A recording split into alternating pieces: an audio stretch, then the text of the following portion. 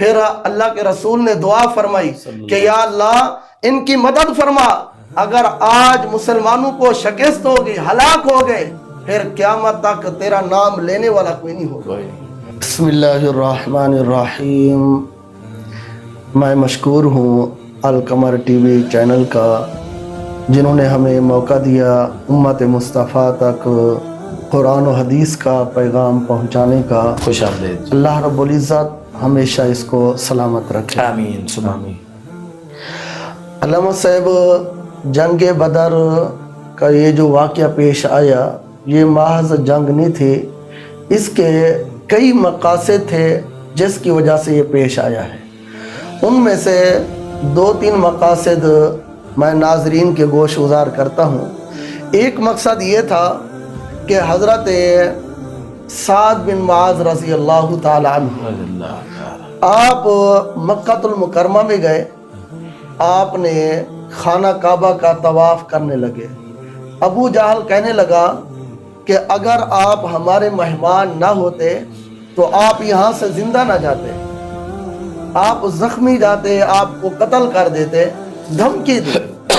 حضرت سیدنا سعد بن معاذ رضی اللہ تعالی عنہ، آپ نے فرمایا کیا دوسرے لوگ بھی آتے ہیں طواف کرنے کے لیے، آپ ان کو منع نہیں کرتے، روکتے نہیں، ہم آئے تو ہمیں کیوں منع کرتے ہیں؟ کیا ہمارا حق نہیں ہے؟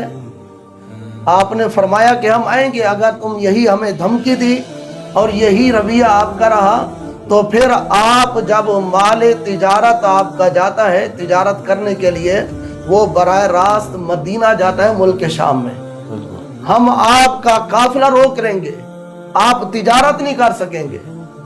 آپ نے یہ بات فرمائی تو ابو جہل کو یہ بات بڑی کھٹکی، اس نے کہا یہ تو بہت دور کی بات کر رہے ہیں، اگر ہم ان کے ساتھ کوئی مزید بات کرتے ہیں یا ہمارا مال تجارت روک لیں گے، قافلہ روک لیں گے، ہم جاتے تو وہی براہ راست مدینہ جاتے ہیں ملک شام میں۔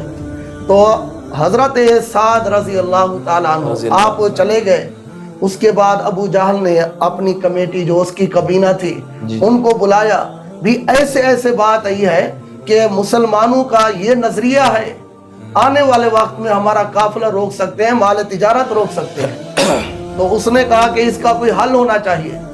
انہوں نے کہا حل یہی ہے کہ جو مسلمان ہجرت کر کے گئے، اپنا مال و زر وغیرہ چھوڑ کے گئے ہیں، ہم اس کو جو ہے نا جمع کرتے ہیں، اپنے قبضے میں لے کے اس کو بیچتے ہیں، بیچ کے اور پھر اس کے اوپر ہمیں جو پیسے ملیں گے ہم اس سے اسلحہ خریدیں گے جو جنگ کے لیے ہے، اور وہ مسلمانوں کے اوپر ہم استعمال کریں گے اور مدینے میں جنگ کر کے ان کو ختم کر دیں گے۔ المختصر یہ ہے کہ انہوں نے مکہ المکرمہ کے اندر مسلمانوں کا، صحابہ کرام کا چھوڑا ہوا مال و زر جمع کیا۔ محققین فرماتے ہیں تقریباً 50,000 دینار کا تھا، اور وہ لے کے جا رہے تھے ملک شام کی طرف تجارت کرنے کے لیے، اس سے ہم پھر وہ جنگ کا ساز و سامان، اسلحہ وغیرہ خرید کے لیں گے۔ تو ادھر سے اللہ رب العزت نے مدینہ المنورہ میں اپنے نبی علیہ السلام کو یہ وحی فرما دی، فرمایا کہ یہ قافلہ آ رہا ہے، آپ اس کو روکیں۔ تو حضور علیہ السلام نے صحابہ کرام سے مشورہ کیا اور صحابہ کرام کو لے کے چلے گئے، جا کر جنگ جہاں پہ یعنی میدان بدر ہے، یہ بدر ایک کنویں کا نام ہے، ایک بدر بن عامر نامی شخص تھا، اس نے کنواں بنایا تو اس کی نسبت سے یہ بدر کے نام سے مشہور ہے۔ اس مقام کا نام جو ہے بدر ہے، ایک بندے کے نام سے جو ہے نا یہ نسبت کی وجہ سے ہے۔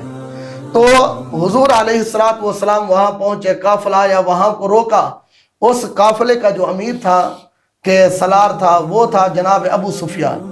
اس وقت ابو سفیان مسلمان نہیں تھے، تو ابو سفیان کو خبر چلی کہ یہ ہمارا قافلہ روکیں گے، ہمارے مال کو روکیں گے، ہمیں تجارت کے لیے نہیں جانے دیں گے۔ ابو سفیان نے ایک شخص کو خفیہ طور پر بھیج دیا، مکہ میں جلدی پہنچے، ان لوگوں کو کہو کہ تمہارا قافلہ لوٹا گیا۔ ان لوگوں نے، مسلمانوں نے پکڑ لیا۔ تو جیسے ہی وہ بندہ گیا، جا کے ادھر سے مکے کے اندر اعلان کر دیا، شور مچا دیا۔ وہ مکہ کے جو بڑے بڑے سردار تھے، فلاں لوگ، بڑے بڑے جو شیاطین تھے اور فرعون تھے، خود رسول اللہ نے فرمایا کہ میری امت کا فرعون ابو جہل ہے۔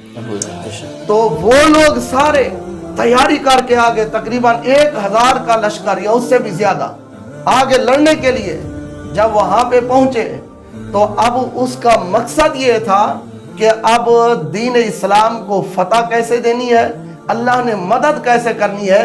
ये एक काफिला, ये चीजें एक सबब बनी जो अल्लाह ने एक खुफिया तदबीर जबकि फरमाई। वो तो पूरी जो है ना कोशिश के साथ नहीं बल्कि पूरी जुर्रत के साथ, पूरी तैयारी के साथ आए कि आज मुसलमानों को सब हस्ती से मिटाना है। सब हस्ती से मिटाना है। तो वो जब आए, फिर मुसलमानों ने उनके साथ जिहाद किया। फिर अल्लाह के रसूल ने दुआ फरमाई कि या अल्लाह इनकी मदद फरमा, अगर आज मुसलमानों को शिकस्त होगी, हलाक हो गए, फिर क़यामत तक तेरा नाम लेने वाला कोई नहीं होगा। कोई नहीं। तो जब अल्लाह के रसूल ने दुआ फरमाई, फिर अल्लाह की मदद आ गई फरिश्तों की सूरत में। अल्लाह ने खुद फरमाया, इस्तक़ूलु लिल मुमिनीना अलन यकफ़ियकुम अन युमिद्दकुम रब्बुकुम बिसलासति आलाफिन मिनल मलाइकति मुनज़िलीन बला इन तस्बिरु व तत्तक़ू व यातू मिन फौरिहिम हाज़ा युमदिदकुम रब्बुकुम बिखम्सति आलाफिन मिनल मलाइकति मुसव्विमीन।